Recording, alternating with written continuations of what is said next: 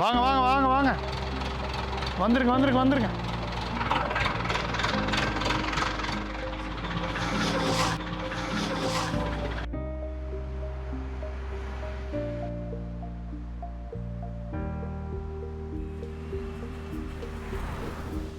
அப்போ அந்த அந்த மாதிரி ஒரு மரம் மறக்க ஒரு 10 வருஷத்தை நம்ம இழந்திருப்போம்.